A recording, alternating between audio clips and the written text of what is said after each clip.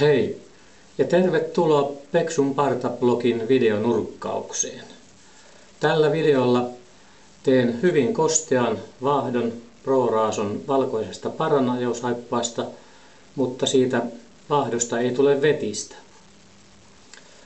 Vetinen saippua antaa hyvän liukkauden, mutta siinä on huono suojaus. Ja päinvastoin, jos saippua on paljon ja vähän vettä, silloin se antaa hyvän suojan, mutta liukkaus on huono. Ja sutina käytän tässä yhteydessä Whippet-Dogin synteettistä sutia. Tämän olen itse kasannut. Siinä on 24 millin solmu. Se on melko napakka, selkärankainen ja kärjet ovat hyvin pehmeät. Ja tuo karva on sidottu hyvin tiiviiksi. Ja tässä on olivipuiden kahva. Monta kertaa me rakennamme vaahdon aika hätäisesti, emmekä mieti saippuan määrää ja veden määrää kovin tarkasti.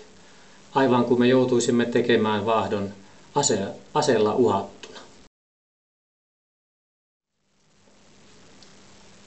Löysin tämän kostean vaahdon teko-ohjeet SaveNookin foorumin sivulta ja olen sitä pikkusen muuttanut omiin tarpeisiini.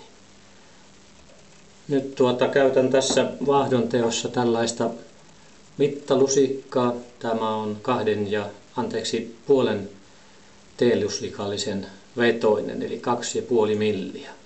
Ja tähän koko prosessiin käytän 2 teeluslikallista vettä. Ja tarkoitus on se, että saadaan vaahdosta hyvin kostea, mutta ei vetinen. Tällaista synteettistä sutiahan ei tarvitse liottaa. Se riittää, kun sitä kastelee ja se toimii silloin hyvin. Ja tässä metodissa suti on kuiva. Kastelen tämän sudin ja sitten puristan ylimääräiset vedet pois napakalla puristuksella ja vielä muutama ravistusliike. Ja tämä saippua on kuiva. Tällaista pehmyttä saippua ei tarvitse välttämättä kastella. Ja kun haluan 3 passia tehdä, niin sitten lataan tällä noin 15 sekuntia. Synteettiselle riittää aika pieni latausaika. Voimakkaasti lähdetään lataamaan.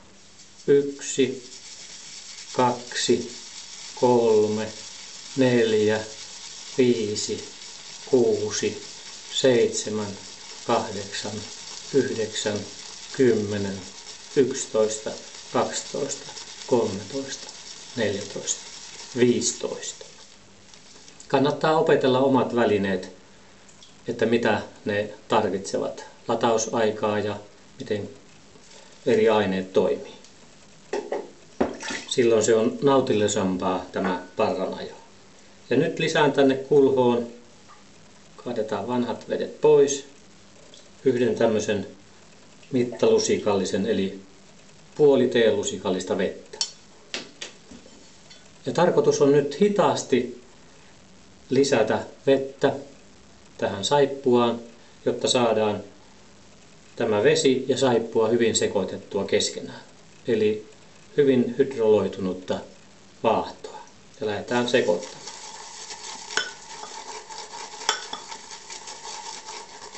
Tähän prosessiin kuluu noin 2–3 minuuttia. Eli tarkoitus on saada vesi hyvin sekoittumaan tänne saippuaan. Ja mistä tietää, että näin on tapahtunut, niin se näkyy siinä vaahdossa kiiltona. Eli nyt semmoista kiiltävää tasaista vaahtoa lähdetään hakemaan. Lisätäänpä toinen puoli lusikallista vettä ja taas kärsivällisesti sekoitetaan. Tämä vaahdon rakentaminen on yksi tärkeä osa märkäparranajoissa. Yksi nautinnon osa. Eli siihen kannattaa varata aikaa. Ja tuo 2–3 minuuttiahan ei ole nyt sitten kohtuuton aika. Ja sen verran paljon sekoitetaan, että ei ole pieniä eikä isoja kuplia täällä vaahdossa. No niin, sitten lisätään seuraava mittalusikallinen. Nyt meillä on täällä 1,5 teelusikallista vettä. Sinne alkaa muodostua jo kiiltävää saippua vaahtoa. Ja kuplia ei näy, eli kaikki on mennyt tähän saakka hyvin.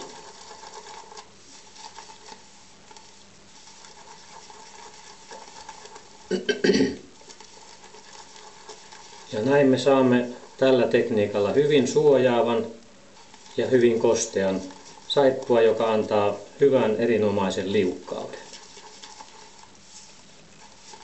Vaahtoa kyllä nyt näyttää olevan enemmänkin kuin 3 passiin. Ehkä pienempi latausaika riittää.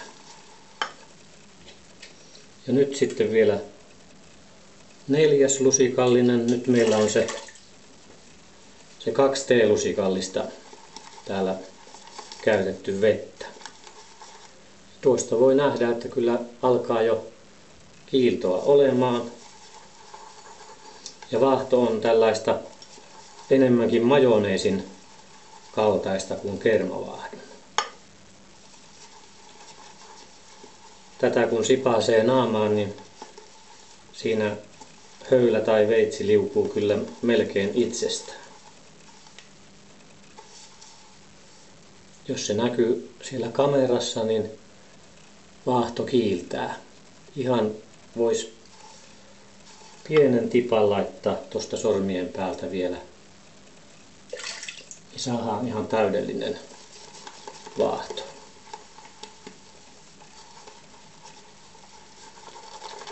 Eikä siinä ole pitsimäistä rakennetta, ei ole pieniä kuplia, ei ole isoja kuplia.